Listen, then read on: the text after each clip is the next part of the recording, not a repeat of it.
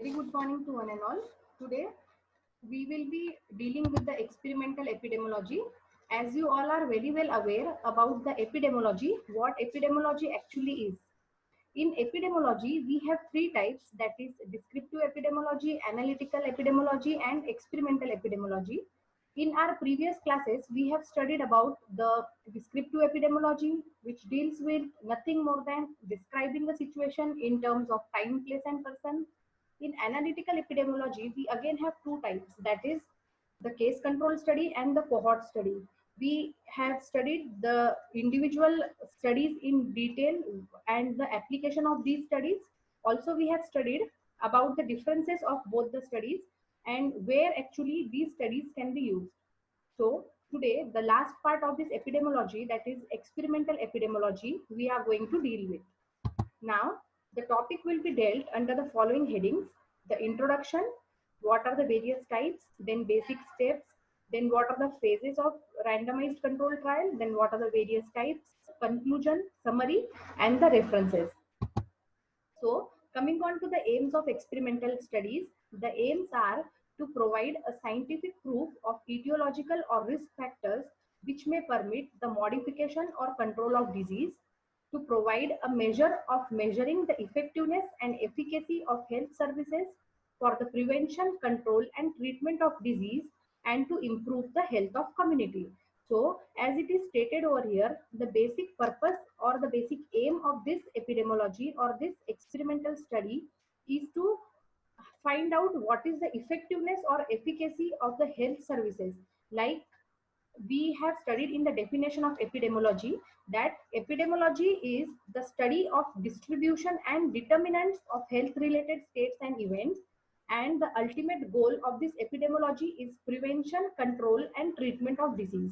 So finally, even the aim of this experimental epidemiology is the prevention, control, and treatment of the disease, and to improve the health of the community. Now coming on to the various broad types of this experimental studies, they are animal studies, and the second type is the human experiments. The experimental studies are again classified into two major types, that is randomized control trials, which is also called as RCT, and the non-randomized control trials. Now history is like, the first ever experiment in this experimental epidemiology was performed by James Lind, and he has shown that when he had administered the citrus fruits to the people or to the sailors, they have shown the recovery after 6 days. He has compared the effects of various different acidic substances ranging from vinegar to cider on groups of affiliated soldiers, and he found that the group who were given oranges and lemons had largely recovered from the scurvy after 6 days. Previously, it was not known why the sailors were feeling weakness and why the sailors were not able to perform. But later on, it was found out that it is nothing but because of the deficiency of vitamin C, the soldiers were suffering from scurvy, which landed up in all these type of health issues. Next experiments are the experiments which were done by Edward Jenner, experiment with cowpox, and later on many experiments were again done. Reed's and Goldberg's experiment for the yellow fever, Goldberger's experiment for pellagra, and since then the human beings have participated in the studies and have played decisive roles in investigating the disease etiology, in testing the prevention and therapeutic measures. Now coming on to the need of clinical trial. Why do we want a clinical trial? It is because we need to find out whether the new treatment is effective and whether the new treatment which we are offering is safe or unsafe. So very important, you should remember here the basic steps in conducting a randomized control trial. So there are total 6 steps in conducting a randomized control trial. So first step is drawing up a protocol. Second step is selecting the reference and the experimental population. Third step is randomization. We must here understand and remember the thing that because the element of randomization is here, the study is called as a randomized control trial. In contrast to this randomized control trial, when the component of randomization is not included, it is called as a non-randomized control trial. The fourth step is manipulation or intervention. The fifth step is follow-up. The sixth step is assessment of outcome. So you must all remember these 6 steps in conducting a randomized control trial. Now we will be studying each step in depth. First is drawing up a protocol. Now what exactly is drawing up a protocol?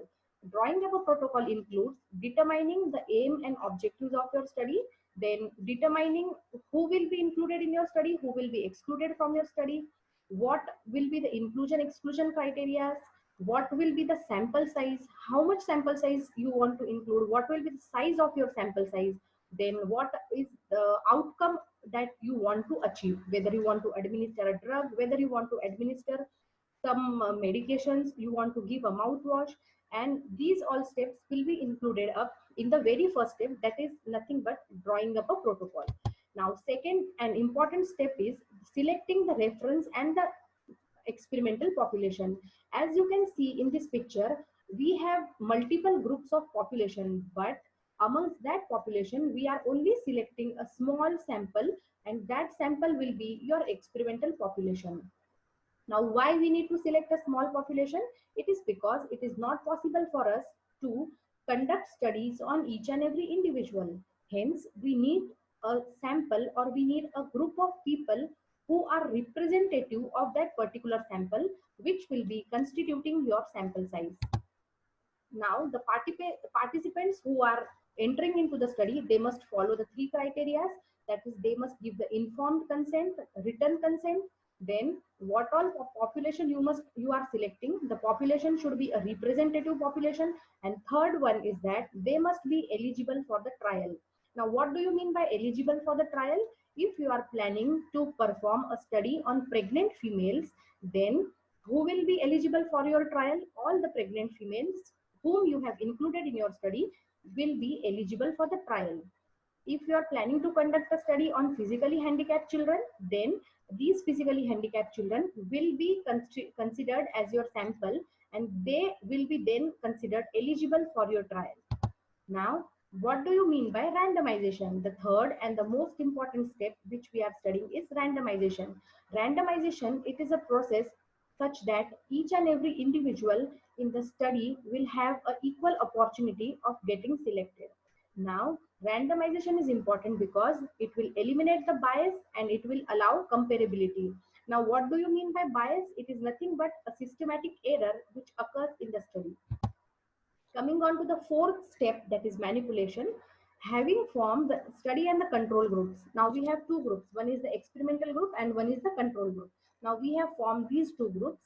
Now the important step is, having formed the study and the control groups, the next step is to intervene or to manipulate the study.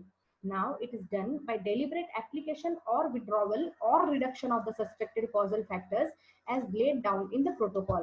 Now what does it means? It means that, as I have stated in the previous slide, that we are performing or we are administering a drug to the pregnant females to find out whether this particular drug will increase the hemoglobin of the pregnant females or no.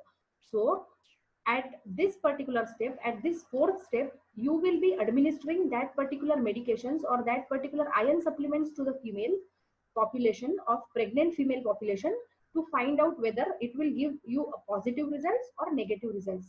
So whatever medications you want to prescribe, whatever mouthwashes you want to prescribe, or whatever drugs you want to prescribe, it is this step at which you will administer the particular drugs. Or if you want to remove some factor, for example, in case of a obese individual, you want to reduce the risk factor, so you will ask that patient to perform the exercises, or you will ask the person to reduce the cholesterol rich diet. So this will be your manipulation. Now the fifth step is follow-up. Now we have given mouthwash to the patient, but we need to check for the efficiency of it. And how we will be checking the efficiency of it? After having a follow-up. So this follow-up will be either for particular days, particular months, particular years, or it can even continue up to particular weeks. So that will constitute the fifth step, that is the follow-up. And follow up, what there may be loss of follow up. Now why, how there can be a loss of follow up? Either because of the reasons of attrition. Now what do we mean by attrition? Attrition is not something which is related to endo over here. That is, which is not related to the attrition of the tooth, but attrition here means that whenever people migrate from one place to another, that is whenever the sample which you have included in your study are not willing to participate in your study, either because they lost interest in your study, or either because they migrated from one place, or either because of death of the particular subject, they will be no longer a part of your study, which is called as attrition. Now coming on to some other type of study designs. This was about the randomized control trial. In this we have two types. One is your concurrent parallel study design and another is your crossover type of study design.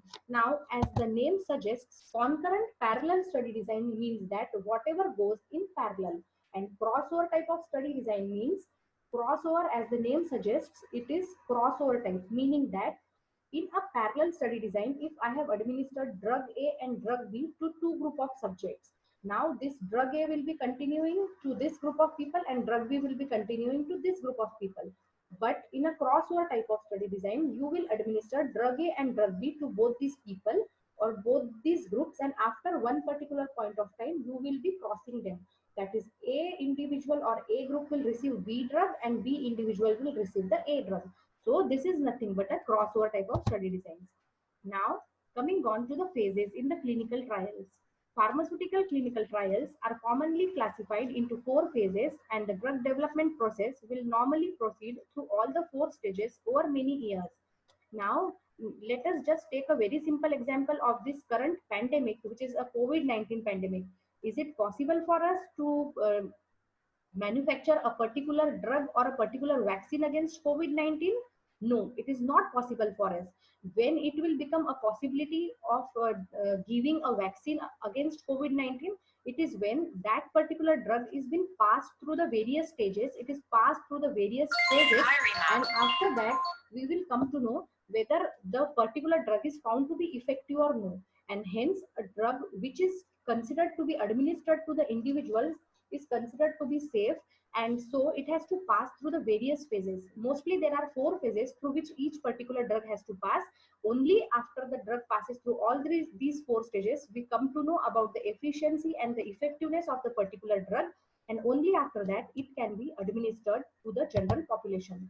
Now these are the various preclinical studies, but they are not of much importance for you all. You just have to remember that whenever a drug is to be administered, we have to first see that it passes through various stages and various phases. So previously we are doing some type of cell studies, then we are doing animal studies, then we are doing in vitro studies, and only after success of all these studies, the drug will then pass through the various phases. As it is been stated here, that phases of clinical trial 1, 2 and 3, you need to remember that the drug passes through these all stages. And as you must have studied in your pharmacology, that pharmacokinetics, pharmacodynamics, it has to pass, then the first pass metabolism and all that I will not go in depth, but you must understand that when it passes through all these things, when the first pass metabolism takes place and whenever it is found to be efficient and effective, the drug is then administered. Now the coming on to the other types of randomized control trials, they are clinical trials, which include your prophylactic trials, therapeutic trials, safety trials, and the risk factor trials. And the preventive trials are, these trials are aimed to prevent or eliminate the disease on experimental basis. The most frequently occurring types are the trials of vaccines and the chemoprophylactic drugs. Now, if we want ourselves to that tuberculosis should not affect us, we give a BCG vaccination for this. So giving this BCG vaccination is a type of a preventive trial. Risk factor trials, investigator intervenes to interrupt the usual sequence for those individuals who have risk factor for developing the disease and involves the risk factor modification. If a particular individual is diabetic and we want that his weight should be under control, so what you will do, we will ask him to take a healthy diet, we'll ask him to include more nuts, vegetables, fruits in his diets. Similarly, we will ask if he's a smoker or he's consuming alcohol, we'll ask him to reduce or restrict all those habits in him. So preventing the risk will be included in your risk factor trials. Now cessation experiments, if any particular individual is into addiction of smoking, So in such cessation experiments, we usually ask the person to stop his habit, and after a time of 1 month, or say after a duration of 15 days, we see what are the effects after cessation or stoppage of the particular habits. So that will be your cessation experiments. Now coming on to the trial of etiologic agent. One of the aims of the experimental epidemiology is to confirm or refute on etiological hypothesis. Now what is hypothesis? It is nothing but a assumption or a supposition of a particular thing. Since most diseases are fatal, disabling or unpleasant, human experiments to confirm an etiologic hypothesis are rarely possible. For example, retrolental fibroplasia in New York in the year 1938 and 1956. For this particular disease, there was a trial which was particularly done on the etiologic agent, that is the agent which is causing the particular disease.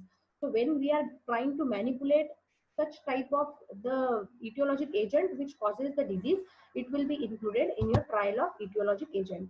Next, coming to the evaluation of health services, randomized control trials have been extended to assess the effectiveness and efficiency of health services. For example, evaluation of chemotherapy for tuberculosis in India is an example for this. Whenever we are giving anti-tubercular drugs after particular period, after 3 months or 6 months, you usually try to find out whether it is effective or not. So this will be your evaluation after a particular duration, whether the drug which is possessed against tuberculosis is effective or not. Next, community intervention trials. They are carried out in hospitals or clinics, and they are directed at a patient group with specific health problem. In these type of studies, the major difference from the randomized control trial is that the randomization is done on the communities rather than it is done on the individuals. Now, factors that influence the design and analysis of the clinical trials are the agent, treatment, or the experimental factor, the conditions which are to be treated, what is the target population, what are the various ethical issues, then finally the outcomes which are to be measured, the side effects, the study instruments, blinding, and the plans for the analysis. Selective attrition, methods for ensuring the integrity of the data, the choice of design, and the time required. Now, clinical trials have some of the potential benefits, that is, they may help others who have the same condition, they may have access to treatment that is not otherwise available, they may increase the total number of treatment options available, they will likely receive more attention from your healthcare team and more careful monitoring of your condition. Some study sponsors may pay for part or all of the medical care and other expenses during the study. Now, what are the potential downsides of being in the study? The new treatment may have unknown side effects, and it is stated that no one wants to become a guinea pig while he is becoming a part of the study. And so, whenever any new studies are to be conducted, we never take the near and dearer ones. If we are planning to conduct any study, we will never take our family members, or we'll never take our kids in to be included in the study. It is because we are not at all aware about the various side effects of the particular new drug. Now, coming on to the conclusion, clinical trials can offer benefits for many people. These may include access to newer or more treatment options, getting more involved medical care, and having a greater sense of control over one's situation. But by their nature, clinical trials involve some possible risks and downsides as well, and they may not be right for everyone. Decision on whether to seek or enter a clinical trial should be based on a realistic understanding of these possible risks and benefits. These are my references. Thank you. Sir,